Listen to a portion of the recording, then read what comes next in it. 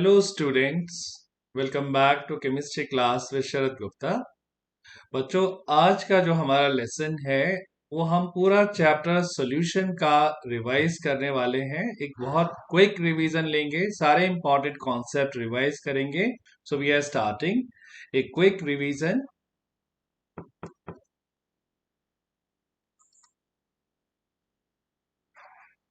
The chapter name solution. Right बच्चों, the first concept जो इस चैप्टर में बच्चों हमारे पास है, that is the concept of solution. कि सॉल्यूशन क्या होता है। राइट बच्चों, तो सॉल्यूशन का जो कॉन्सेप्ट है that is a homogeneous mixture of two और मोर कंपोनेंट्स, यानी दो या दो से ज्यादा सब्सटेंस को मिक्स करके, और अगर मिक्सचर हमारा होमोजीनियस बनता है तो उसको हम सॉल्यूशन कहते हैं। इस तरीके के सॉल्यूशन के बहुत सारे टाइप होते हैं, और जो हमारे सिलेबस में जो सॉल्यूशन है बच्चों वो है बाइनरी सॉल्यूशन। राइट बच्चों, तो बाइनरी सॉल्यूशन क्या होता है। बाइनरी सॉल्यूशन एक ऐसा सॉल्यूशन है जिसमें केवल दो ही कंपोनेंट होते हैं। राइट, जैसे हमारा पानी में हमने चीनी मिलाया या पानी में नमक मिलाया, या इस तरीके के जो भी दो कंपोनेंट के सॉल्यूशन हैं उनको हम बाइनरी सॉल्यूशन कहते हैं। और बाइनरी सॉल्यूशन में हमारे पास जो दो कंपोनेंट हैं, इसमें से एक को बच्चों हम कहते हैं सॉल्यूट और एक को कहते हैं सॉल्वेंट। राइट, सॉल्यूट नॉर्मली हम ऐसा सब्सटेंस लेते हैं बच्चों जिसकी क्वांटिटी जो है वो लेस होती है, यानी कम होता है। और सॉल्वेंट हम उसको लेते हैं जिसकी क्वांटिटी जो है वो ज्यादा होती है। राइट, इसमें बच्चों एक कॉन्सेप्ट हम और यूज करते हैं सॉल्यूट और सॉल्वेंट के लिए, वो क्या, जो डिसअपियर हो जाता है, यानी कि जो घुल के गायब हो जाता है उसको हम सॉल्यूट नॉर्मली कंसीडर करते हैं। और जो हमको दिखाई देता है, यानी कि जो हमेशा हमारी आंखों के सामने रहेगा, गायब नहीं होगा, उसको हम सॉल्वेंट कहते हैं। राइट बच्चों, इसके बाद में हमारे पास नेक्स्ट आता है इसमें टाइप्स ऑफ सॉल्यूशन। राइट, कितने तरीके के सॉल्यूशन हमारे पास में होते हैं। राइट बच्चों, तो टाइप ऑफ सॉल्यूशन में जो मेन क्राइटेरिया यूज किया गया है इसको डिवाइड करने का, that is physical state of solute and solvent. Right, यानी सॉल्यूट की फिजिकल स्टेट क्या है, सॉल्वेंट की फिजिकल स्टेट क्या है, उसके हिसाब से हमारे पास में टाइप ऑफ सॉल्यूशन है। जैसे कि ये आपका सॉल्वेंट है, तो सॉल्वेंट जो है वो अगर आपका लिक्विड है बच्चों, तो जो सॉल्यूट है इसका वो सॉलिड भी हो सकता है, लिक्विड भी हो सकता है, गैस भी हो सकता है। इसी तरीके से अगर आपका सॉल्वेंट जो है बच्चों वो गैस है, तो जो सॉल्यूट है वो सॉलिड, लिक्विड, गैस, इनमें से कोई भी हो सकता है। और अगर आपका सॉल्वेंट जो है बच्चों इसमें सॉलिड है, तभी जो सॉल्यूट है वो सॉलिड, लिक्विड, गैस हो सकता है। यानी टोटल हम देखें बच्चों तो जो हमारे पास में सॉल्यूशन के टाइप आ रहे हैं that is 9। Right, total 9 solution है। और इसका आप टेबल देख सकते हो बच्चों कि इस टेबल में जो आपके एनसीईआरटी बुक में ये सारे तरीके के सॉल्वेंट और सॉल्यूशन की बेसिस पे 9 तरीके के सॉल्यूशन एक्सप्लेन कर रखे हैं। राइट, देखिए। राइट बच्चों, ये आपके 9 तरीके के सॉल्यूशन है। जैसे आपका ये पहला है आपका गैसियस सॉल्यूशन। गैसियस सॉल्यूशन का मतलब क्या हो गया, सॉल्वेंट जो है वो गैस है और सॉल्यूट गैस, लिक्विड या सॉलिड में से कोई भी हो सकता है। अगर सोल्यूट और सॉल्वेंट दोनों गैस हैं, एग्जाम्पल दे रखा है जैसे ऑक्सीजन को नाइट्रोजन गैस से मिलाया है। अगर आपका सोल्यूट जो है वो लिक्विड है और सॉल्वेंट गैस है, तो जैसे क्लोरोफॉर्म को नाइट्रोजन में मिला के हम पेशेंट्स को देते हैं ऑपरेशन से पहले, पुराने टाइम में देते थे बच्चों क्लोरोफॉर्म को। और सॉलिड को गैस में अगर मिलाया, इसका एग्जाम्पल है कैम्फर को नाइट्रोजन गैस में मिक्स किया। राइट, इसी तरीके से बाकी आपके लिक्विड सॉल्यूशन दे रखा है, यानी कि सॉल्वेंट जो है वो आपका लिक्विड है और सोल्यूट गैस, लिक्विड और सॉलिड है। इसके एग्जांपल्स दे रखे हैं बच्चों।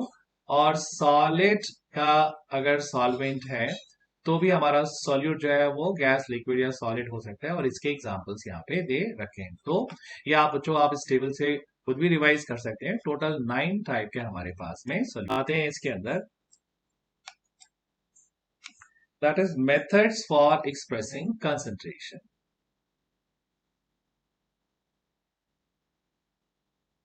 This is your second topic जो इसमें दे रखा है, methods for expressing concentration. Right, meaning क्या है बच्चों इस हेडिंग का? इस हेडिंग का मतलब यह है कि अगर हमारा सॉल्यूशन है तो उसमें एक सॉल्यूट और एक सॉल्वेंट तो होगा ही।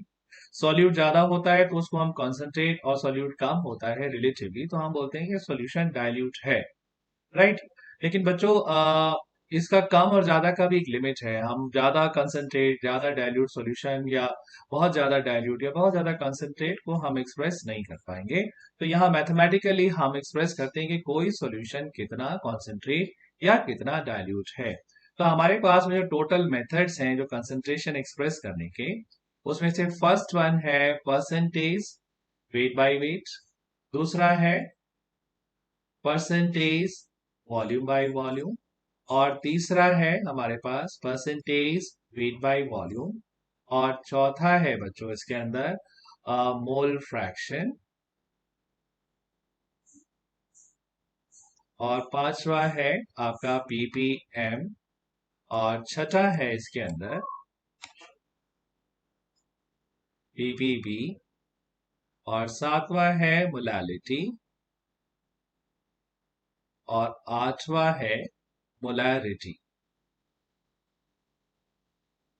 राइट बच्चों, तो ये total methods of expressing concentration है। इसमें से कोई सा भी यूज करके हम अलग अलग सिचुएशंस में किसी भी सॉल्यूशन की कंसंट्रेशन को एक्सप्रेस कर सकते हैं। राइट, तो अब इसमें सबसे पहले है हमारा percentage weight by weight is equal to mass of solute,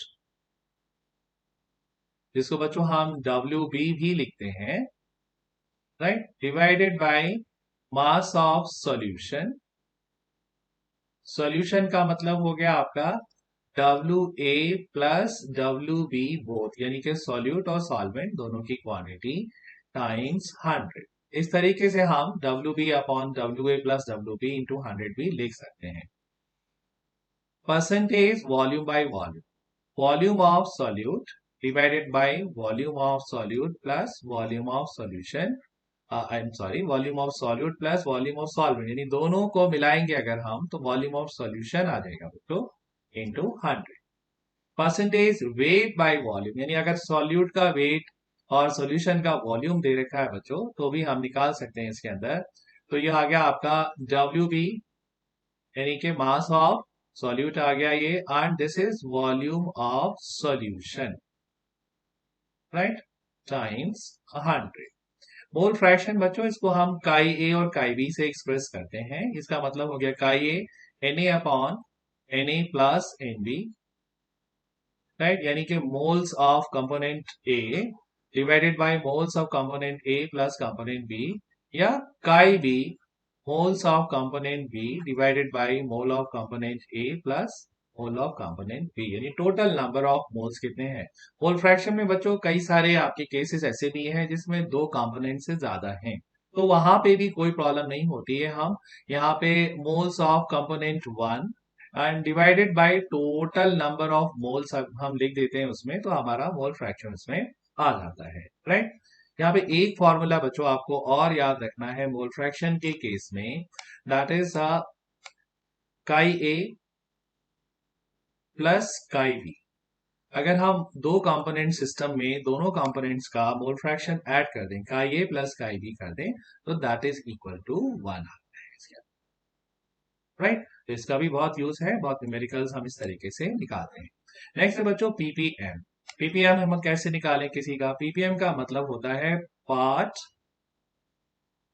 पर मिलियन, राइट, इसको हम कहते हैं पीपीएम। ओके, तो इसको कैसे निकालेंगे? PPM is equal to part of solute. अब वो पार्ट बच्चों ग्राम में भी हो सकता है, किलोग्राम में, जो भी यूनिट है, मतलब मास का कोई भी यूनिट हमें लिखा होता है, divided by part of solution यानी कितने में से है, राइट, टाइम्स 10⁶। 10⁶ क्या है, 1 मिलियन है। तो यहाँ पे 1 मिलियन में कितना है सॉल्यूट, ये जनरली बहुत डाइल्यूट सॉल्यूशंस को एक्सप्रेस करने के लिए हम पीपीएम यूज करते हैं बच्चों। और पीपीबी क्या होगा, पीपीबी होगा पार्ट पर बिलियन, राइट। तो पार्ट पर बिलियन बच्चों हम यूज करेंगे, that is part of solute divided by part of solution times 1 billion 10⁹, right. Next आता है हमारा मोलालिटी एंड मोलारिटी, राइट। तो molality and molarity, molality and molarity, right. दोनों में क्या करते हैं बच्चों, मोलालिटी का जो हमारा सिंबल है वो है स्मॉल एम, और मोलारिटी का जो सिंबल है कैपिटल एम। मोलालिटी क्या है, मोल ऑफ सॉल्यूट पर KG of solvent, right. And molarity क्या है बच्चों, मोल ऑफ सॉल्यूट पर वॉल्यूम ऑफ सॉल्यूशन। बहुत ध्यान से देखिए बच्चों, एक तो यहाँ पे किलोग्राम है, यहाँ पे वॉल्यूम है, यहाँ केवल सॉल्वेंट है और यहाँ पे पूरा सॉल्यूशन है, राइट। फॉर्मूला वाइज क्या डिफरेंस आएगा मोलालिटी और मोलारिटी में, molality small m is equal to NB, that is mole of solute, divided by WA, that is mass of solvent in kilogram, right. और कैपिटल M क्या होगा बच्चों, NB यानी mole of solute divided by volume of solution in litre, right. इसमें molality का जो unit आता है बच्चों, दैट इज मोल पर केजी, और मोलारिटी का जो यूनिट आता है दैट इज मोल पर लीटर, राइट। और एक चीज और है इस रिवीजन में, आप बच्चों ध्यान दीजिए कि मोलालिटी जो है does not depends on temperature, depends upon temperature, यानी इस पे टेम्परेचर वेरिएशन का कोई असर नहीं होगा। क्यों नहीं होगा, आप लोग देख लीजिए बच्चों, क्योंकि यहाँ पे सारे टर्म्स जो है वो मास के यूज किए गए हैं, यानी किसी भी तरीके से अगर टेम्परेचर चेंज होता है तो मास तो किसी चीज का चेंज होने से रहा, तो यानी मोलालिटी जो है वो आपकी नहीं चेंज होगी बच्चों। और मोलारिटी जो है does depend on temperature, does depends on temperature, right. क्यों होगी बच्चों, आप देखिए यहाँ पे वॉल्यूम का फैक्टर जो है वो यूज किया गया है, राइट।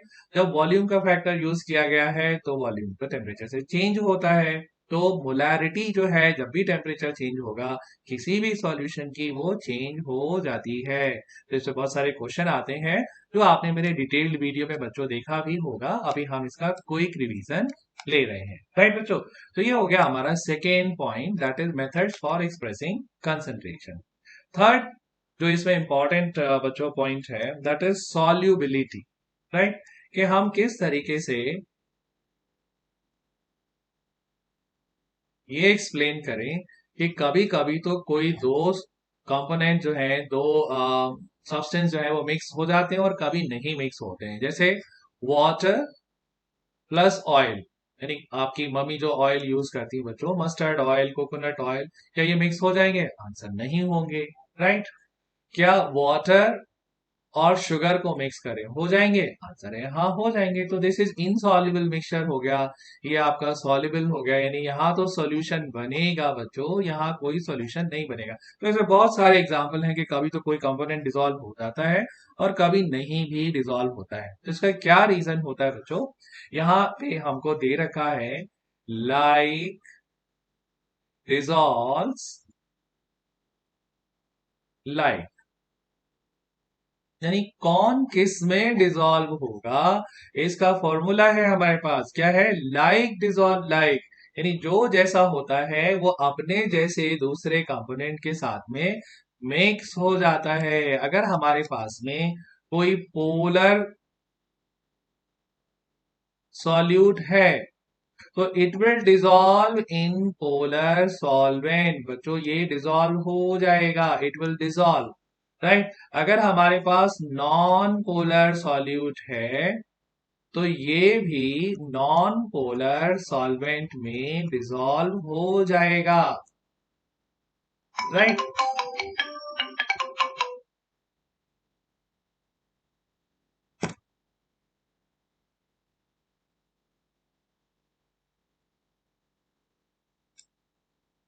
राइट, लेकिन इसका उल्टा अगर होगा, यानी कि पोलर सॉल्यूट है अपने पास में और नॉन पोलर सॉल्वेंट है, या इसका उल्टा भी है बच्चों, तो यहां पे सॉल्यूशन नहीं बनेगा, राइट। तो यहाँ फंडामेंटल याद रखिए बच्चों कि अगर दो चीजों को डिसॉल्व होना है तो दोनों चीजों को एक जैसा होना ही पड़ेगा, right. Like dissolves like, polar polar में और नॉन पोलर में डिसॉल्व होता है, राइट। और सॉल्यूशन में बच्चों टेम्परेचर का भी इफेक्ट होता है। क्या हम टेम्परेचर बढ़ाएंगे या घटाएंगे, इससे हमारा सॉल्यूशन का बनना या ना बनना, या उसका कंसंट्रेशन का बढ़ना या ना बढ़ना डिपेंड करता है। आपको बच्चों बहुत सारे एग्जांपल्स मालूम है, जैसे अगर आपने देखा होगा कि जलेबी या कोई भी मिठाई बनती है तो उसके लिए बहुत सारा शुगर जो है वो वाटर में डिजोल्व किया जाता है। अब इतना सारा शुगर तो वाटर में अच्छी तरीके से डिजोल्व नहीं कर सकते, तो क्या करते हैं ये जो स्वीट्स बनाने वाले लोग होते हैं, ये जो है टेम्परेचर को रेज करते हैं, पानी को गर्म करते हैं, जिससे ज्यादा शुगर उसमें डिजोल्व हो सके। या इसका उल्टा चलें तो अगर हमारे घर में कोई गेस्ट आता है और हमें उसके लिए कोई कोल्ड ड्रिंक बना के देना है और हमने क्या किया कि ठंडे पानी में शुगर को डिजोल्व किया, तो वो शुगर डिजोल्व नहीं होती है। तो हमारे पास केसेस है बच्चों कि जिससे हम अंडरस्टैंड कर सकते हैं कि टेम्परेचर का इफेक्ट क्या होगा। जैसे हमारे पास में कोई सॉल्यूट है बच्चों और इसमें हमने कोई सॉल्वेंट मिक्स किया और ये जो है हमारा एक सॉल्यूशन बन गया, यानी ये डिसॉल्व हो गया, राइट। अब यहाँ पे हमको ये देखना है कि क्या ये एक एंडोथर्मिक प्रोसेस है या एक्सोथर्मिक है। जैसे ये गिवन चेंज मैंने दिखाया बच्चों, यहाँ पे डेल्टा एच मिक्स जो है वो निगेटिव है, ये एक एक्सोथर्मिक प्रोसेस है। तो यहाँ पे दोनों चीज की मिक्सिंग के बाद में टेम्परेचर जो है वो रेज हो रहा है, यानी अपने आप ही इंक्रीज हो रहा है। तो यहाँ पे अगर हम ली चैटलियर प्रिंसिपल लगाएं बच्चों और हम अगर टेम्परेचर रेज कर दें, टेम्परेचर इंक्रीज कर दें, अब हम इस पूरे को उठा के गैस के बर्नर पे रख दें, तो क्या होगा, ये इक्विलिब्रियम कम टेम्परेचर वाली साइड में शिफ्ट हो जाएगा। यानी ऐसे सॉल्यूशन को अगर आप टेम्परेचर रेज करेंगे बच्चों तो यहाँ पे सॉल्युबिलिटी बढ़ेगी नहीं, घट जाएगी। तो एक्सोथर्मिक सॉल्यूशन जो बन रहे हैं वहां पे rise in temperature will decrease the solubility, अगर टेम्परेचर बढ़ाएंगे तो वो सॉल्युबिलिटी घट जाएगी। और उल्टा अगर चले बच्चों, हमारे पास में कोई और सॉल्यूशन है जहां पे सोल्यूट और सॉल्वेंट को हमने मिक्स किया और सॉल्यूशन जो बना बच्चों, ध्यान से देख लीजिएगा बच्चों, उसमें हीट जो है वो एब्जॉर्ब हो गई, यानी कि डेल्टा एच मिक्स जो है वो पॉजिटिव आया और ये प्रोसेस एंडोथर्मिक है। आपका शुगर या सॉल्ट का जो डिसॉल्व होना है पानी में बच्चों, वो इसी का एग्जाम्पल है। तो जब भी हम शुगर या सॉल्ट को पानी में डिसॉल्व करते हैं तो उसमें हीट जो है बच्चों वो एब्जॉर्ब होती है, वो एक एंडोथर्मिक चेंज है। अगर यहाँ पे हम टेम्परेचर इंक्रीज करते हैं, टेम्परेचर इंक्रीज किया, तो क्या होगा, यहाँ फिर से आप ली चार्टलियर प्रिंसिपल लगाएंगे बच्चों। तो एज पर ली चार्टलियर प्रिंसिपल, जिसको फ्रेंच में हम प्रोनाउंस करते हैं ला शातेलिए, के हिसाब से क्या होगा, rise in temperature will shift this equilibrium towards the low temperature side. ये जो लो टेम्परेचर साइड है इसकी तरफ शिफ्ट करेगा, उससे क्या होगा, सॉल्युबिलिटी बढ़ जाएगी, there will be increase in solubility, right बच्चों। मैं आपको फिर से बता दूं बच्चों, ये सारे टॉपिक मैंने डिटेल में कवर कर रखे हैं और उसके वीडियोस भी यूट्यूब पे पड़े हैं। तो आपको किसी भी टॉपिक का ज्यादा डिटेल चाहिए तो आप प्लीज जो है वो यूट्यूब पे वीडियो सर्च करके देख सकते हैं शरद गुप्ता के नाम से। और ये जो मैं आपको वीडियो दे रहा हूँ ये पूरे सॉल्यूशन चैप्टर का एक ब्रीफ दे रहा हूँ कि जिसे जल्दी से अगर आपको रिवाइज करना हो तो कैसे करेंगे, राइट बच्चों। नेक्स्ट टॉपिक जो हम अब स्टार्ट कर रहे हैं that is solubility of gases in liquid, solubility of gases in liquid। Right बच्चों, इसका जो टॉपिक का नाम है बच्चों, इसको हम हेनरीज लॉ भी कहते हैं। और इसमें हम ये पढ़ते हैं कि किस तरीके से जो है गैसेस की सॉल्युबिलिटी लिक्विड में बढ़ाई या घटाई जा सकती है। बहुत सारे रीजन है, लेकिन इसमें हेनरी लॉ में हम पढ़ते हैं बच्चों कि अगर हमारे पास में कोई एक लिक्विड है और उस लिक्विड में जो है कोई गैस जो है वो डिसॉल्व हो रही है, राइट।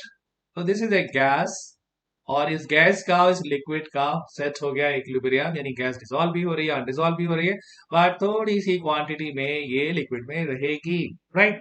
तो ऐसे केस में बच्चों, जो हेनरी ने हमको बताया कि पी गैस यानी गैस का कितना प्रेशर है यहाँ पे, राइट, वो डायरेक्टली प्रोपोर्शनल होता है काई गैस के, यानी मोल फ्रैक्शन ऑफ गैस के। जितना ज्यादा प्रेशर लगाएंगे उतना गैस डिसॉल्व होगी लिक्विड में। और इसका फाइनल फॉर्मूला है P gas is equal to K H times chi gas. K H क्या है बच्चों? के एच है आपका Henry law constant,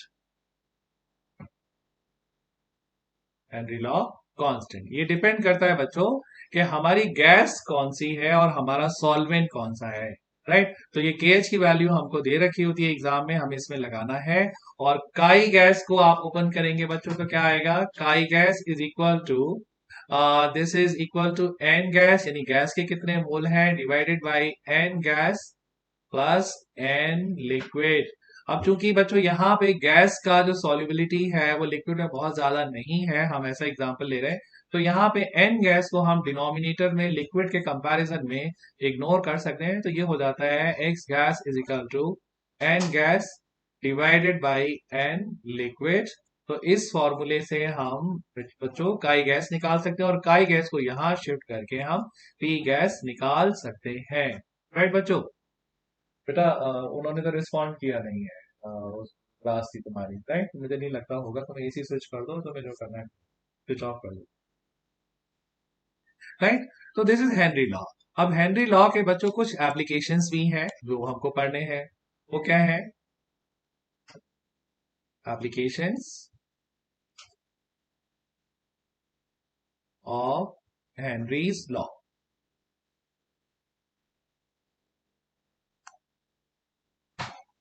right. Henry law का एप्लीकेशन नंबर एक, अगर हमको पेप्सी में या किसी भी कोल्ड ड्रिंक में गैस ज्यादा डिसॉल्व करनी है, ज्यादा कार्बन डाइऑक्साइड चाहिए, तो हमको ज्यादा प्रेशर करना पड़ेगा, right. So all the cold drink, या जिसको हम कहते हैं carbonated drink, right, drink are made by dissolving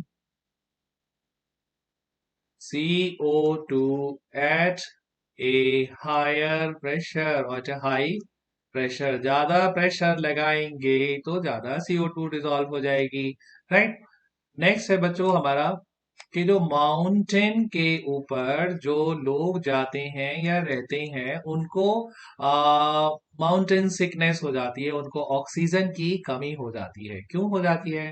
क्योंकि यहाँ पे माउंटेन की टॉप पे या ज्यादा हाई ऑल्टीट्यूड पे ऑक्सीजन का प्रेशर हो जाता है कम, और कम प्रेशर होने की वजह से ये गैस जो है वो बच्चों उसके लंग्स में अच्छी तरीके से डिसॉल्व नहीं होती है, बहुत थिन हो जाती है। तो उसकी वजह से भी माउंटेन सिकनेस जो है वो हो जाती है। तो यहाँ पे अगर हमको ज्यादा प्रेशर वाली ऑक्सीजन मिलेगी तो वो गैस अच्छी तरीके से डिसॉल्व होगी। आप बच्चों इसको इस तरीके से भी देख लीजिए कि अभी कोरोना का जो केस हुए उसमें किसी का भी अगर ब्रीथिंग का प्रॉब्लम था तो उसको ऑक्सीजन बहुत हाई प्रेशर पे उसको एडिशनल सिलेंडर लगा के ऑक्सीजन दी गई, जिससे कि ऑक्सीजन के ज्यादा प्रेशर पे ऑक्सीजन ज्यादा लंग्स में डिसॉल्व हो और ऐसे आदमी को ऑक्सीजन उसकी बॉडी में जा सके, राइट। और स्कूबा ड्राइवर्स के लिए भी बच्चों, जो डीप सी ड्राइवर्स होते हैं, राइट, उनको भी जो ऑक्सीजन का उनका सिलेंडर दिया जाता है उसमें नाइट्रोजन गैस का कंसंट्रेशन कम रखा जाता है, क्योंकि नाइट्रोजन गैस का एक्सेस डिजॉल्व जो ब्लड में हो जाता है अगर हाई कंसंट्रेशन पे, तो उससे उनको जो है वो ब्लड में बबल्स बनने का फॉर्मेशन रहता है। जब वो वापस आते हैं ऐसे डीप सी ड्राइवर्स ऊपर, तो वहां पे नाइट्रोजन का परसेंटेज पर्पसफुली उन सिलेंडर्स में कम रखते हैं जिससे नाइट्रोजन जो है वो कम डिजॉल्व हो। मतलब ओवरऑल बॉटम लाइन ये है कि अगर आपको कोई गैस ज्यादा डिजोल्व करनी है लिक्विड में, तो आपको उसका प्रेशर बढ़ाना होगा, और आप चाहते हैं कि वो लिक्विड में कम डिजोल्व हो, तो प्रेशर उसका कम रखना होगा। Right, this is called as Henry's law. Right बच्चों, सो नेक्स्ट है हमारा vapour pressure of liquids. Right,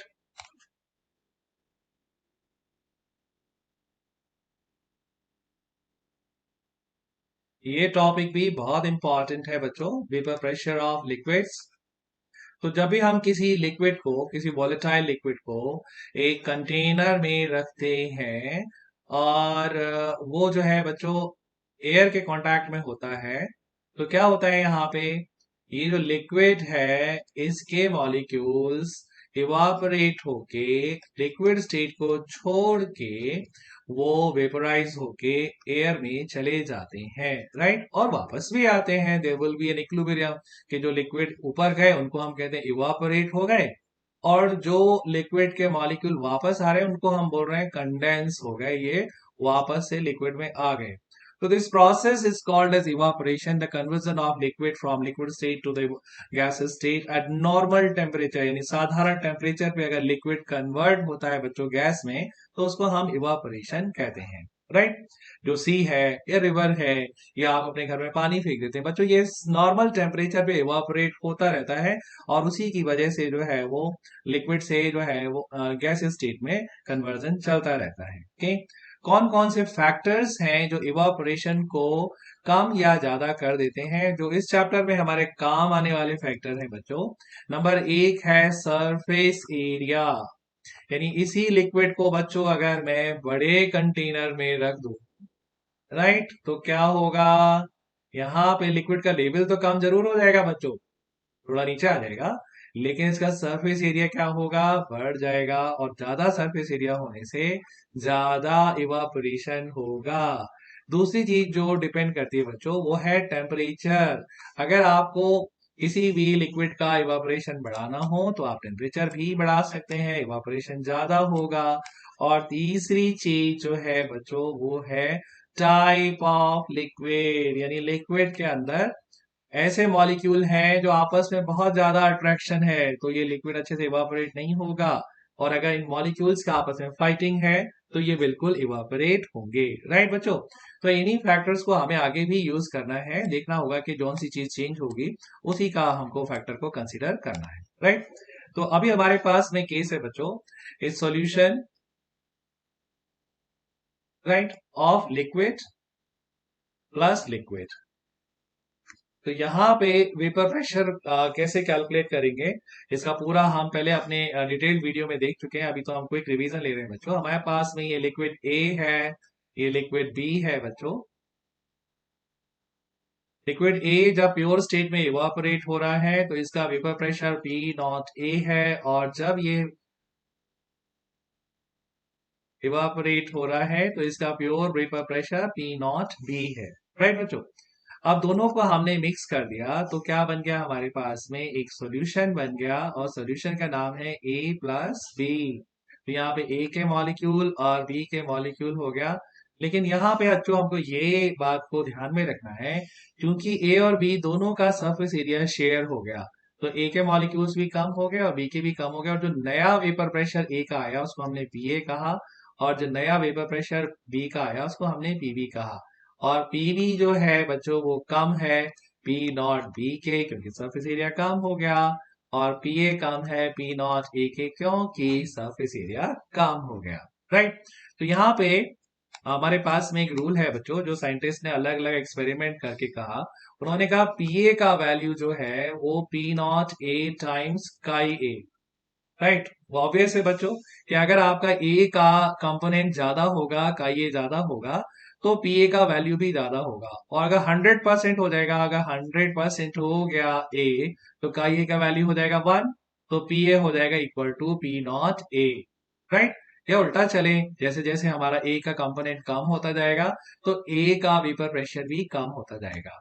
PV is equal to P not B times chi B. Same चीज हम बी के लिए भी समझ सकते हैं, ज्यादा बी ज्यादा काई बी और ज्यादा PV. Right. PV vapour pressure of solution है, P not B vapour pressure of pure B है। राइट। अब यहाँ पे बच्चों हमें तो पूरे सॉल्यूशन का वेपर प्रेशर निकालना है, तो पी सॉल्यूशन आ गया आपका P A plus PV, which is equal to P not A times chi A plus P dot B times chi B is equal to P solution। यह बच्चों इस वेपर प्रेशर का जो हम एक ग्राफ भी ड्रॉ कर सकते हैं, जिसमें दोनों लिक्विड A और B को हमने मिक्स किया है, तो इनका वेपर प्रेशर का क्या रिलेशन होगा इस ग्राफ में आप देखिए। ये हमने जो हमारा एक्स एक्सिस है बच्चों, यहाँ पे परसेंटेज कंपोजिशन या जिसको हम मोल फ्रैक्शन भी कहते हैं, यानी कितना कंपोनेंट ए है और कितना कंपोनेंट बी है, इसको हमने एक्स एक्सिस पे लिया। और वाई एक्सिस पे हमने वेपर प्रेशर ऑफ कंपोनेंट्स जो है वो यहाँ पे हमने ले लिया। तो यहाँ पे स्टार्टिंग पॉइंट पे हम मानते हैं कि बच्चों हमारे पास 100% जो है वो ए है, और 100% ए होने का मतलब ये है कि यहाँ पे जो मोल फ्रैक्शन है काई ए वो 1 हो गया, और यहाँ पे हमारे पास 100% बी है, यानी कि मोल फ्रैक्शन काई बी जो है वो 1 हो गया। और बीच में अगर हम मानेंगे तो यानी कि काई ए और काई बी का 0.5 वैल्यू जो है वो आएगा। और चूंकि यहाँ पे 100% बी है बच्चों, तो अगर काई ए का वैल्यू कोई हमसे पूछे तो यहाँ 0 होगा, मोल फ्रैक्शन ऑफ ए 0 है, और यहाँ पे काई बी का वैल्यू 0 होगा। राइट। अब फॉर्मूला के हिसाब से भी अगर हम बच्चों देखें, जब हमारे पास 100% ए है, तो जो वेपर प्रेशर होगा उसको हम बोलेंगे पी नॉट ए, यानी कि vapour pressure of pure component ए। और यहाँ पे क्योंकि 100% बी है हमारे पास, तो वेपर प्रेशर को बोलेंगे हम 100% ऑफ बी, तो इसको हम बोलेंगे बच्चों पी नॉट बी।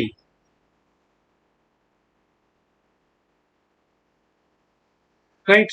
और इसका जो वेरिएशन है बच्चों, वो फॉर्मूले से हमको अच्छे से समझ आ जाएगा कि ये है हमारा पी ए, यानी कंपोनेंट ए का वेपर प्रेशर जब हमने इसका सॉल्यूशन बना दिया P not A times chi A, and this will be vapour pressure of B which is P B equal to P not B times chi B. और जो P solution है, P solution क्या होता है बच्चों, P solution is equal to P A plus P B. तो उसको हम यहाँ पे प्लॉट कर सकते हैं, क्योंकि दोनों वैल्यूज को अगर हम ऐड करें पीए और पीवी की किसी भी कंसंट्रेशन पे, तो वो लाइन हमारी यहाँ पे आएगी, this is P solution is equal to P A plus PV. Right बच्चों। तो ये हमारा एक vapour pressure of two liquids, यानी लिक्विड ए और लिक्विड बी हमने मिक्स किया, तो उसका ग्राफ जो है वो इस तरीके से हमारे सामने आता है। एक और केस है हमारे पास में कि अगर दोनों कंपोनेंट में एक कंपोनेंट जो है वो सॉलिड हो, तो क्या होगा। ओके, तो vapour pressure of A solution having solid solute, तो यहां पे क्या होने वाला है बच्चों, इसको आप इस तरीके से देख सकते हैं कि यह हमारे पास में एक सॉल्यूट है, इसका नाम बी है, क्योंकि ये सॉलिड है बच्चों, तो इसका तो वेपर प्रेशर यानी पी नॉट बी हो जाएगा 0, क्योंकि ये इवापोरेट ही नहीं हो रहा है। बिल्कुल सिंपल सी बात है, नो इवापोरेशन तो नो वेपर प्रेशर। ये आपका दूसरा कंपोनेंट है बच्चों, जिसका नाम है लिक्विड ए। राइट। इसका वेपर प्रेशर जो है प्योर फॉर्म में, जब ये प्योर है तो उसको हम कह रहे हैं पी नॉट ए। और जब दोनों को मिक्स कर दिया और सॉल्यूशन बन गया बच्चों हमारे पास में, तो ये लिक्विड ए और सॉलिड बी को हमने मिला दिया, तो सॉलिड बी जो है इसमें डिसॉल्व हो गया अच्छी तरीके से। तो इस सॉल्यूशन में भी बच्चों जो वेपर प्रेशर होगा वो कंपोनेंट ए का ही होगा, कम होगा पहले के कंपैरिजन में, इसको हम पीए बोलेंगे। लेकिन ये जो है बी का कोई भी इसके अंदर कंट्रीब्यूशन नहीं होगा, तो पीए का है, और पीबी जो है वो यहाँ पे जीरो ही रहेगा, कोई इवापोरेशन नहीं हुआ। इसको हम बच्चों मैथमेटिकली भी समझ सकते हैं। हमारे पास में जो पी सॉल्यूशन का फॉर्मूला है, P A plus P B is equal to P not A times chi A plus P not B times chi B. यहाँ पे ये कंपोनेंट जो है, ये फैक्टर जो है बच्चों जीरो होने जा रहा है। क्यों होगा जीरो? क्योंकि पी नॉट बी का वैल्यू ऑलरेडी जीरो है। तो पी सॉल्यूशन आ जाएगा आपका P not A times chi A, यानी अगर आपको ए का वैल्यू मालूम है तो वही सॉल्यूशन का भी वैल्यू जो है वो होगा, राइट। इस पर्टिकुलर केस को बच्चों हम जो है ग्राफिकली भी समझ सकते हैं। देखिए ग्राफ वैसे ही ड्रॉ होगा जैसे अभी हमने ड्रॉ किया था।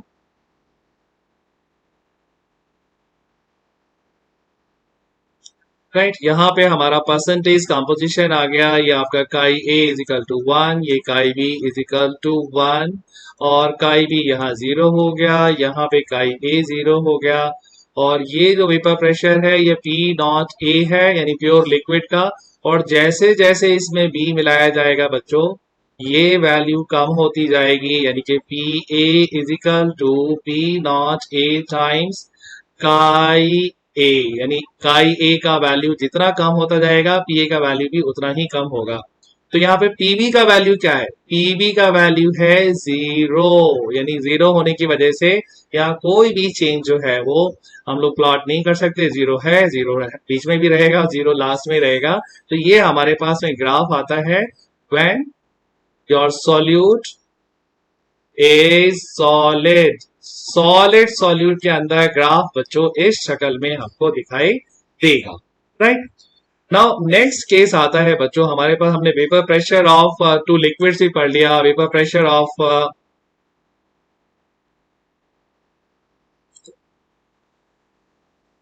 Vapour pressure of two liquids भी हमने पढ़ लिया बच्चों। Vapour pressure of two one solid solute in liquid भी पढ़ लिया। नेक्स्ट है कि भाई हमारा जो ये रूल है वेपर प्रेशर का, इसको हम कहते हैं Raoult's law of vapour pressure, right, जिसका मैथमेटिकल एक्सप्रेशन हमने पढ़ा है P A plus P B, या जिसको हम कहते हैं P not A times chi ए और P not B times chi B, right बच्चों। ये जो हमारा मैथमेटिकल एक्सप्रेशन है राउल्स लॉ का, इसके अंदर एक कंडीशन दे रखी है कि the solution must be A true solution, right. अगर ट्रू सॉल्यूशन होगा तभी राउल्स लॉ फॉलो होगा, और अगर ट्रू सॉल्यूशन नहीं होगा तो राउल्स लॉ फॉलो नहीं होगा। तो बहुत जरूरी हो जाता है बच्चों कि हम ये समझें कि आखिर ट्रू सॉल्यूशन होता क्या है, राइट। तो ट्रू सॉल्यूशन क्या होता है? देखिए, ट्रू सॉल्यूशन के लिए हमारे पास में कई सारी कंडीशंस हैं। सबसे पहली और सबसे इंपॉर्टेंट कंडीशन है कि जब हम दो कंपोनेंट ए और बी को मिलाएं तो इन दोनों का जो भाईचारा है, जो अट्रैक्शन है, जो आपस में इन दोनों को लाइकिंग है, ये उतना ही होना चाहिए जितना ए या बी के बीच में होता है। अगर कोई ऐसा कंपोनेंट है, दो ऐसे कंपोनेंट हैं जिनको मिलाने से उनका फोर्स ऑफ अट्रैक्शन ना तो बहुत बढ़ जाए ना बहुत कम हो, यानी जितना पहले है उतना ही रहे, तो ऐसे सॉल्यूशन को हम ट्रू सॉल्यूशन कहते हैं, राइट। अगर ये कंडीशन फॉलो होती है बच्चों तो दूसरी कंडीशन भी फॉलो होगी। वो क्या है? डेल वी मिक्स, यानी दो कंपोनेंट्स को मिलाने से वॉल्यूम में चेंज कितना होगा? जीरो। अगर ये ट्रू सॉल्यूशन है बच्चों तो इसमें कोई चेंज ऑफ वॉल्यूम नहीं होगा। तीसरी कंडीशन भी फॉलो होगी बच्चों, वो क्या है? क्योंकि यहाँ पे फोर्स ऑफ अट्रैक्शन उतना ही है जितना पहले था, तो दोनों को मिलाने से कोई एंथैल्पी यानी कोई एनर्जी ना तो रिलीज होगी और ना ही एब्जॉर्ब होगी, तो डेल्टा एच मिक्स भी जीरो होगा।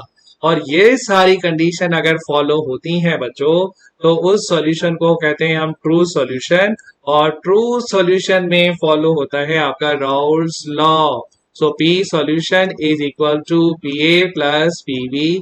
This will be followed, that is the Raoult's law will be followed if your solution is a true solution. Right? देखिए बच्चों, रियलिटी ये है कि बहुत कम ही सॉल्यूशन ट्रू सॉल्यूशन होते हैं। आखिर ऐसा कैसे हो सकता है कि भाई दो कंपोनेंट को मिलाया और उनके बीच का फोर्स ऑफ अट्रैक्शन उतना ही है जितना पहले था। तो यहाँ पे बहुत कम सॉल्यूशन ऐसे हैं कि जो नियर ट्रू सॉल्यूशन है, यानी लगभग लगभग ट्रू सॉल्यूशन है। तो ऐसे का एग्जांपल है बच्चों, जैसे साइक्लोहेक्सेन प्लस साइक्लोहेप्टेन, इसको हमने मिलाया बच्चों, तो इसको मिलाने से जो सॉल्यूशन बना वो लगभग ट्रू सॉल्यूशन होता है। और ऐसे कई एग्जांपल और भी हैं, लेकिन याद रखिए थंब रूल कि दोनों कंपोनेंट केमिकली जो है वो लगभग एक जैसे ही होंगे, तभी वो ट्रू सॉल्यूशन की तरह बिहेव करते हैं। राइट? तो अगर बहुत कम ही सॉल्यूशन ट्रू सॉल्यूशन होते हैं तो ज्यादातर सॉल्यूशन क्या होते हैं? ज्यादातर सॉल्यूशन बच्चों नॉट ट्रू होते हैं। नॉट ट्रू सॉल्यूशन, इसको हम कहते हैं बच्चों नॉट आइडियल। तो आइडियल सॉल्यूशन कौन सा हुआ? आइडियल हुआ वो जो हमने ऊपर पढ़ा, यानी कि जो ट्रू सॉल्यूशन है उसको हम कहते हैं आइडियल सॉल्यूशन, और जो आइडियल नहीं है उसको हम कहते हैं नॉट आइडियल या non ideal solution.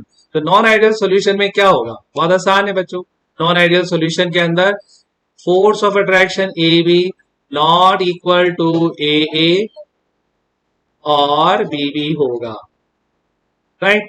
Delta we mix, ये भी जीरो नहीं होगा, यानी या तो मिलाने से सॉल्यूशन का वॉल्यूम बढ़ जाएगा या घट जाएगा। डेल्टा एच मिक्स, ये भी जीरो नहीं होगा बच्चों, यानी कि या तो एंथैल्पी रिलीज होगी या एब्जॉर्ब होगी। तो ऐसे सॉल्यूशन को जिसमें फोर्स ऑफ अट्रैक्शन या तो ज्यादा होता है या कम होता है, वॉल्यूम या तो बढ़ जाता है या घट जाता है, ऐसे सॉल्यूशन को हम कहते हैं non ideal solution. Non ideal solution के बच्चों होते हैं हमारे पास दो टाइप। राइट? कौन कौन से टाइप होते हैं? एक तो होता है non-ideal solution showing positive deviation from Raoult's law. Raoult's law, right? और दूसरा होता है non-ideal solution showing negative deviation from Raoult's law, right? दोनों में क्या फर्क होता है बच्चों? बहुत इंपॉर्टेंट टॉपिक है और आप पढ़ भी चुके हैं मेरे पहले की वीडियोस में। तो दोनों का डिफरेंस हम क्विकली समराइज कर लेते हैं। पॉजिटिव डिविएशन का मतलब हो गया बच्चों कि यहाँ पे जो पी सॉल्यूशन है जो हम कैलकुलेट करेंगे बच्चों, वो पहले तो बराबर नहीं होगा ऑब्जर्व्ड वैल्यू के। तो ऑब्जर्व्ड वैल्यू जो है वो बच्चों ज्यादा होती है पीए प्लस पीवी के, यानी जो हम कैलकुलेट कर रहे हैं यहाँ पे उससे ऑब्जर्व्ड वैल्यू ज्यादा होगी। राइट? क्यों होगी? क्योंकि जब हम दो कंपोनेंट ए बी को मिक्स कर रहे हैं तो इनका फोर्स ऑफ अट्रैक्शन क्या है बच्चों? कम है। ये ए और बी भी फोर्स ऑफ अट्रैक्शन से कम अट्रैक्शन है। कम अट्रैक्शन होने की वजह से दोनों कंपोनेंट एक दूसरे को पसंद नहीं करेंगे, और पसंद नहीं करेंगे तो जल्दी से कंटेनर छोड़ के भाग जाएंगे, और ज्यादा जल्दी भागने से क्या होगा? इनका ऑब्जर्व वेपर प्रेशर राउल्ट्स वाले फॉर्मूले से जब हम कैलकुलेट करते हैं तो बराबर नहीं आता है, कैलकुलेटेड कम रह जाता है और ऑब्जर्व हो जाता है ज्यादा। राइट? दूसरा बात बच्चों, क्योंकि यहाँ पे दोनों कंपोनेंट एक दूसरे को पसंद नहीं करते हैं, कम अट्रैक्शन है, तो वॉल्यूम भी बढ़ जाता है। वॉल्यूम बढ़ने की वजह से डाल भी मिक्स हो गया पॉजिटिव, और चूंकि ये दोनों कंपोनेंट एक दूसरे को पसंद नहीं कर रहे हैं, दूर दूर हट रहे हैं, तो ये थोड़ी सी एनर्जी बाहर से एब्जॉर्ब कर लेते हैं, और एब्जॉर्ब करने की वजह से ये प्रोसेस हो जाता है एंडोथर्मिक। राइट? ऐसे कंपोनेंट्स जो हैं बच्चों जिनका आपस में पहले तो अट्रैक्शन अच्छा था लेकिन अब नहीं है, उसका एग्जाम्पल है एथेनॉल। एथेनॉल जब थे साथ साथ तो उनके बीच में था हाइड्रोजन बॉन्ड, और इस एथेनॉल को जब हमने मिक्स किया एसीटोन से CH3 होल चॉइस CO से, तो ये हो जाता है केस हमारा पॉजिटिव डेविएशन का। राइट बच्चों? नेक्स्ट है बच्चों हमारे पास में निगेटिव डेविएशन। निगेटिव डेविएशन क्या होगा?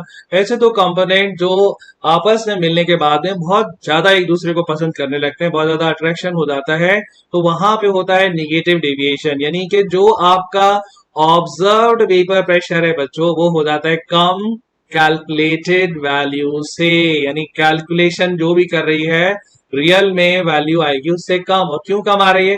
क्योंकि दोनों कंपोनेंट आपस में ज्यादा अट्रैक्ट कर रहे हैं, इसलिए इवापोरेट तो होते ही नहीं है, कम होते हैं बच्चों। तो यहाँ पे जो फोर्स ऑफ अट्रैक्शन है वो ज्यादा है प्योर स्टेट के कंपैरिजन में। ए और बी को जैसे ही मिलाया, केमिस्ट्री इनकी स्ट्रांग है, ज्यादा अट्रैक्शन हुआ तो इवापोरेट होना भी भूल गए।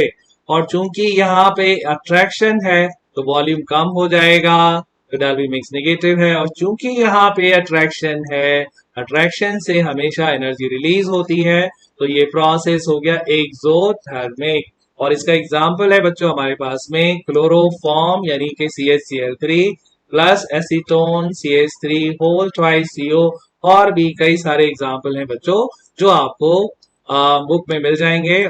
और इसका पॉजिटिव और नेगेटिव डिविएशन के एग्जाम्पल आपको अच्छे से लर्न करना चाहिए, राइट। तो नेक्स्ट है बच्चों हमारे पास में जो केस है वो है एजियोट्रॉप्स का। एजियोट्रॉप्स जो है उनको हम कहते हैं constant boiling mixture, constant boiling mixture. ऐसे मिक्सचर बच्चों जिनको जब हम डिस्टिल करते हैं, जिनको हम उबालते हैं या बॉईल करते हैं, तो उनका वेपर कंपोजिशन उतना ही होता है जितना कि लिक्विड में होता है। जैसे कि बच्चों ये वाटर और इथेनॉल का केस है, water and ethanol, right. Ethanol जब 95% है और वाटर 5% है और इसको आप डिस्टिल करेंगे बच्चों, तो क्या होगा? जो वेपर्स बनेगी यहाँ पे, उस वेपर में भी 95% तो इथेनॉल होगा और मात्र 5% जो है वो वाटर होगा, राइट। तो इस तरीके से बच्चों जो ये हमारा पर्टिकुलर केस है, इसमें डिस्टिलेशन का कोई बेनिफिट नहीं मिलेगा, तो इसको हम कहते हैं constant boiling mixture, right. Constant boiling mixture के भी बच्चों दो टाइप है हमारे पास में। पहला है आपका maximum boiling azeotrope, maximum boiling azeotrope, और दूसरा है minimum boiling azeotrope, boiling azeotrope, right. दोनों में क्या कॉमन है? दोनों ही मिक्सचर्स को हम डिस्टिल नहीं कर सकते क्योंकि जो लिक्विड कॉम्पोजिशन है वही वेपर्स में आता है। मैक्सिमम बॉइलिंग एजियोट्रॉप बच्चों वो केस है जहां पे AB का अट्रैक्शन जो है वो ज्यादा है, राइट, AA और BB से। तो जो हमारा अट्रैक्शन ज्यादा है तो हम यहाँ पे इजीली कह सकते हैं बच्चों ये निगेटिव डिविएशन वाले केसेस हैं जो मैक्सिमम बॉइलिंग एजियोट्रॉप का कंडीशन शो करते हैं। और इसका एग्जाम्पल है बच्चों निगेटिव डिविएशन वाले केसेस में हमारे पास में जो एग्जाम्पल है that is HNO3 68% and water 32%। अगर ये केस होगा बच्चों तो इसको हम डिस्टिल नहीं कर सकते, और this is an example of negative deviation HNO3 और water, right. Minimum boiling azeotrope कौन से हैं बच्चों? जहां पे AB फोर्स ऑफ अट्रैक्शन जो है वो इतना कम है कि वो कंटेनर से निकल निकल के भाग रहा है, तो इनका बॉइलिंग जल्दी हो जाता है एक्सपेक्टेड टेम्परेचर से। और यहाँ पे AB फोर्स ऑफ अट्रैक्शन जो है वो AA और BB से कम है, राइट। ये बच्चों पॉजिटिव डिविएशंस वाले केसेस होते हैं, और इसका जो एग्जाम्पल है हमारे पास वो है इथेनॉल का 95% और वाटर का 5% अगर है तो इसको हम कहते हैं minimum boiling azeotrope. Constant boiling mixture या ऐसे मिक्सचर जिसको हम डिस्टिल नहीं कर सकते, this is all is azeotropes, right बच्चों। नेक्स्ट टॉपिक जो है हमारा वो सॉल्यूशन चैप्टर में आता है बच्चों कॉलिगेटिव प्रॉपर्टी।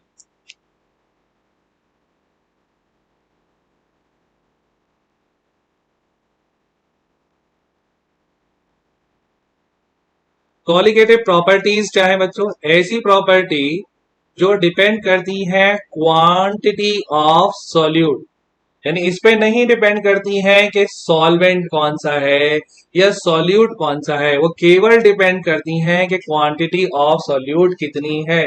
ऐसी प्रॉपर्टीज को हम कहते हैं कॉलिगेटिव प्रॉपर्टी। हमारे पास बच्चों चार कॉलिगेटिव प्रॉपर्टी है। पहली है relative lowering of vapour pressure, दूसरी है एलिवेशन ऑफ बॉइलिंग पॉइंट, और तीसरी है डिप्रेशन ऑफ फ्रीजिंग पॉइंट, और लास्ट है बच्चों ऑस्मोटिक प्रेशर। राइट, इन चारों को हम एक एक करके ले लेते हैं बच्चों। पहली है relative lowering of vapour pressure.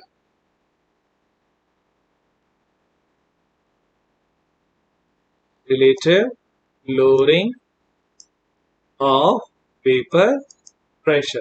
Right, इसका फॉर्मूला है बच्चों P naught A minus P A upon P not A is equal to chi B. यानी कि P नॉट ए क्या है, ये प्योर सॉल्वेंट का वेपर प्रेशर है, यानी कंपोनेंट ए का जब प्योर स्टेट में है तब उसका वेपर प्रेशर है। राइट, पी ए क्या है, ए का प्रेशर है, लेकिन जब इसको हमने मिक्स कर दिया बी के साथ में। और काईबी क्या है बच्चों, काईबी है आपका mole fraction of component B. Right, okay. Next colligative property है बच्चों हमारे पास में, that is elevation of boiling point. Elevation of boiling point क्या है बच्चों, that is del TV is equal to KV times small M, जहां पे डेल टीवी क्या है बच्चों, डेल टीवी है TV naught TB minus TB naught. Right, यानी कि टीबी क्या है, वेपर प्रेशर ऑफ सॉल्यूशन, और टीबी नॉट क्या है, vapour pressure of pure solvent. Right, और केवी क्या चीज है बच्चों, केवी है मोलल एलिवेशन कांस्टेंट, जो डिपेंड करता है बच्चों टाइप ऑफ सॉल्वेंट पे, सॉरी बच्चों टाइप ऑफ सॉल्वेंट पे। राइट, तो यहाँ पे del TV is equal to KV into small M, इस फॉर्मूले को हम फर्दर एक्सपेंड कर सकते हैं बच्चों, that is del TV is equal to KV, small M का वैल्यू क्या होगा, W B upon M B upon W A in kilogram. Right, तो इस फॉर्मूले को यूज करके हम एलिवेशन इन बॉइलिंग पॉइंट निकाल सकते हैं, यानी कोई भी सॉल्यूट हमने मिक्स किया तो उसमें कितना इंक्रीज इन बॉइलिंग पॉइंट हुआ। नेक्स्ट है बच्चों depression in freezing point. Depression in freezing point. Right, depression in freezing point क्या होगा बच्चों, del T F which is depression in freezing point is equal to kf times small f, जहां पे del TF का value है बच्चों TF not minus TF. हमेशा याद रखिए बच्चों ज्यादा में से कम वाली वैल्यू घटानी है, तो जब हम डिप्रेशन इन फ्रीजिंग पॉइंट ले रहे हैं यहाँ पे, तो यहाँ पे जो ज्यादा वैल्यू है वो प्योर लिक्विड का फ्रीजिंग पॉइंट है, और कम वाली जो है वो सॉल्यूशन का है। और केएफ क्या है यहाँ पे, मोलर डिप्रेशन कांस्टेंट है। राइट बच्चों, और ये डिपेंड करता है on the nature of solvent, यानी पानी का अलग होगा, एसीटोन का अलग होगा, ईथर का अलग होगा, और स्मॉल एम है हमारी मोलालिटी, जिसका फॉर्मूला अभी हमने पढ़ा है। तो अगर हम इसको एक्सपेंड करें बच्चों तो डेल टी एफ हो जाएगा K F times W B upon M B upon W A in kilogram. Right, next colligative property है बच्चों, दैट इज osmotic pressure।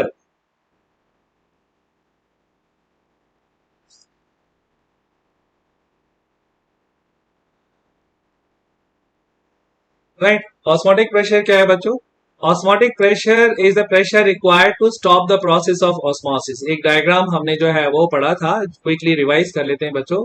ये एक थिसल फनल है जिसके मुंह पे हमने एक पार्चमेंट मेम्ब्रेन बांध रखी है, और इसके अंदर हमने एक ग्लूकोज का सॉल्यूशन जो है वो भर दिया है, और इस थिसल फनल को बच्चों हमने एक बीकर में रखा, और उस बीकर में हमने प्योर वाटर जो है वो रखा है।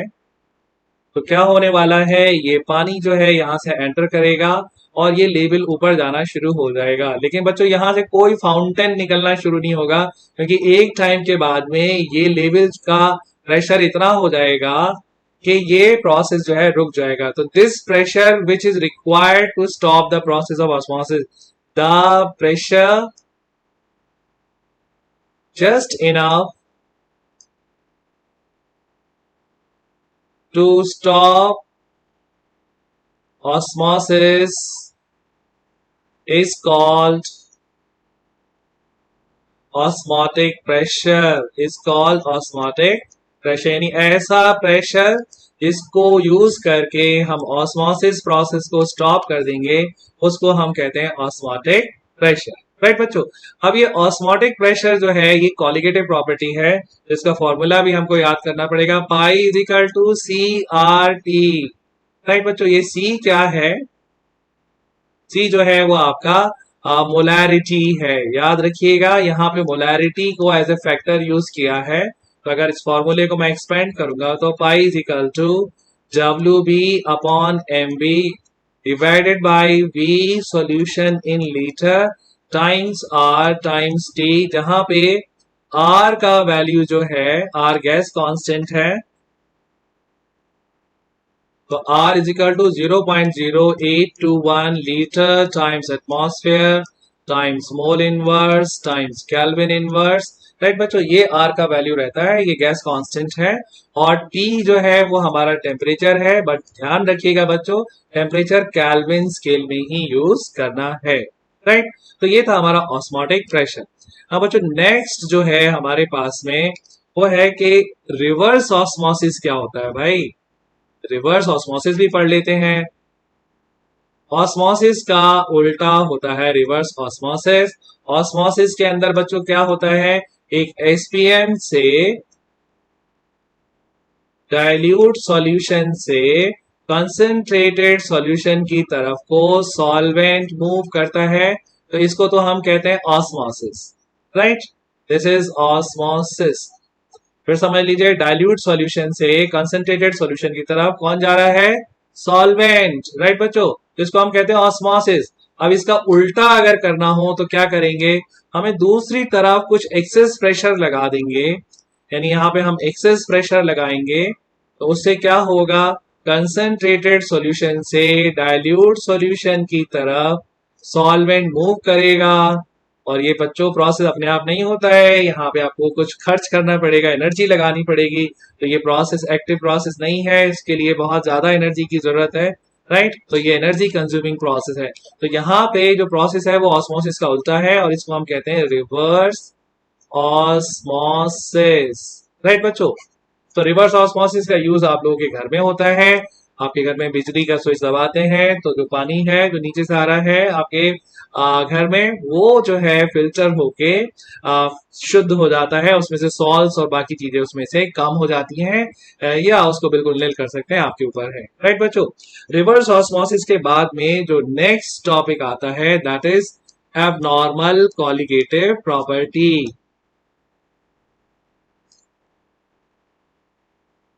Abnormal colligative properties. बच्चों एबनॉर्मल कॉलिगेटिव प्रॉपर्टीज के लिए आपको समझना होगा कि भाई ये एबनॉर्मेलिटी हो क्यों रही है। हमारे पास जो सॉल्ट हैं जैसे ग्लूकोज है या शुगर है या यूरिया है या कोई सा भी ऐसा कोवलेंट बॉन्ड मॉलिक्यूल है, कोवलेंट कंपाउंड है, तो ये क्या करते हैं बच्चों, घुल तो जाते हैं, they dissolve. Right, but they neither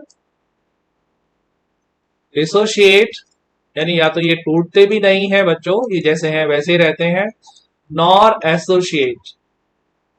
right, तो मेरी बात को बच्चों ध्यान से समझिए, ऐसा नहीं है कि ये घुल नहीं रहे। भाई आपने चीनी का एक क्रिस्टल डाला तो वो घुल जाएगा और वो आपको दिखाई भी नहीं देगा, लेकिन मॉलिक्यूलर लेवल पे ग्लूकोज और शुगर डिसोशिएट नहीं हो रहे हैं। राइट, अगर ये C6H12O6 है और वाटर में डिसॉल्व किया आपने, तो ये C6H12O6 एक्वस ही रहेगा, इसका कोई डिसोसिएशन नहीं होगा। ऐसा होता है तो कोई एबनॉर्मेलिटी नहीं होती है, सब बढ़िया रहता है। राइट, यानी कोवलेंट कंपाउंड के केसेस में कोई एबनॉर्मेलिटी नहीं है। तो किस में है एबनॉर्मेलिटी आती है बच्चों, जब हम KCl, NaCl या ऐसा कोई कंपाउंड लेते हैं जो वाटर के अंदर जाके डिसोशिएट हो जाता है। राइट, तो यहाँ पे प्रॉब्लम क्या होती है कि हम तो सोच रहे हैं कि भाई हमने एक मॉलिक्यूल डिसॉल्व किया है, लेकिन होता है क्या है, ये पानी में जाके बच्चों ये कई सारे पार्टिकल्स में डिसोशिएट हो जाता है। तो अगर मैं एक मोल यहाँ पे KCl का ले रहा हूं तो मुझे एक मोल तो K पॉजिटिव मिलेगा और एक मोल Cl नेगेटिव मिलेगा, यानी टोटल 2 मोल पार्टिकल्स मिल जाएंगे। और हमारी कॉलिगेटिव प्रॉपर्टी तो इसी पे डिपेंड करती है कि सॉल्यूट के पार्टिकल्स हैं कितने, राइट। तो हमारा फॉर्मूला जो आंसर देगा और जो ऑब्जर्व या एक्चुअल एक्सपेरिमेंटल वैल्यू होगी उसमें एग्रीमेंट नहीं होगा, राइट बच्चों। तो फॉर्मूले में तो हमारा ये 1 मोल आ रहा है और ये डिसोशिएट हो जाके 2 मोल हो जाता है। तो इस तरीके से कॉलिगेटिव प्रॉपर्टी जो ऑब्जर्व्ड होगी वो 2 मोल के करेस्पॉन्ड में होगी, और जो हम कैलकुलेट करेंगे 1 मोल की, यानी ज्यादा एलिवेशन इन बॉइलिंग पॉइंट हो जाएगा, ज्यादा डिप्रेशन इन फ्रीजिंग पॉइंट हो जाएगा, यानी सब प्रॉपर्टी ज्यादा ज्यादा होगी।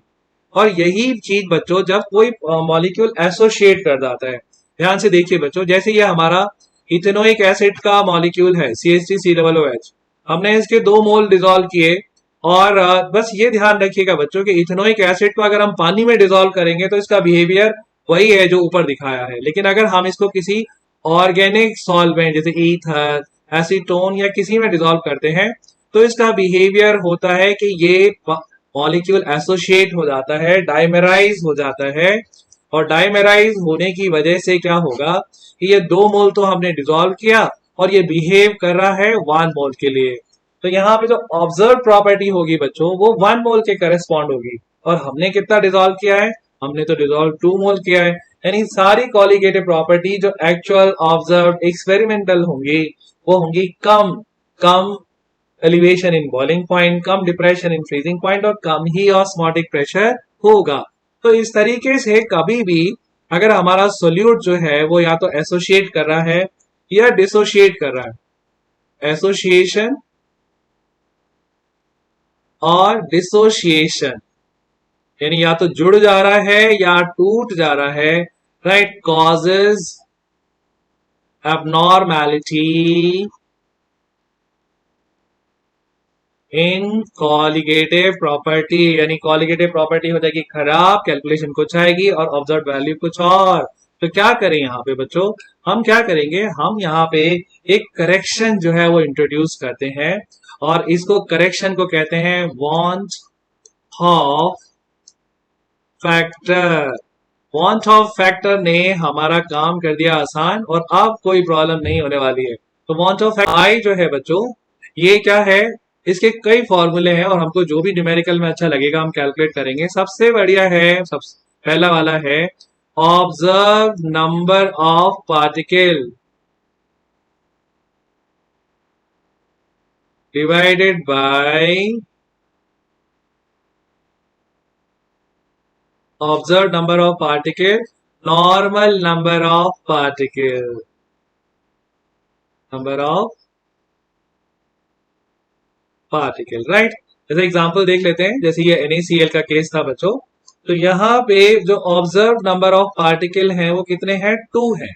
और नॉर्मल, नॉर्मल का मतलब होता है आप कंसीडर करो कि कोई डिसोसिएशन नहीं हुआ, तो आई का वैल्यू बच्चों यहाँ पे कितना आएगा, ऑब्जर्व नंबर ऑफ पार्टिकल 2 हो गया, नॉर्मल हो गया 1, तो आई का वैल्यू यहाँ पे आ गया 2, राइट।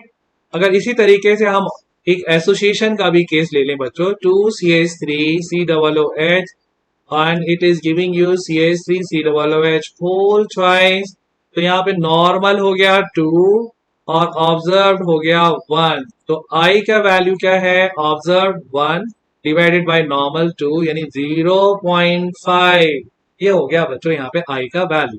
तो ये तो हो गया फॉर्मूला नंबर 1, राइट।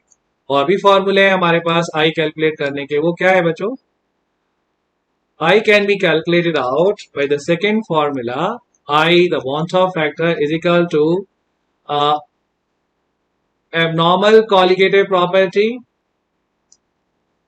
जिसको हम बच्चों ऑब्जर्व्ड कॉलिगेटिव प्रॉपर्टी या एक्सपेरिमेंटल कॉलिगेटिव प्रॉपर्टी भी कहते हैं, divided by normal colligative property, right, या जिसको हम कहते हैं कैलकुलेटेड, जो फॉर्मूले से आ रही है, ओके। यानी जो गलत वाली है उसको यहां रख दें और जो एबनॉर्मल वाली है, बट गलत तो नहीं है बच्चों एक्चुअल में, तो वो सही आ रही है, नॉर्मल कॉलिगेटिव प्रॉपर्टी यहां रखेंगे तो आई का वैल्यू इसमें निकल के आ जाएगा।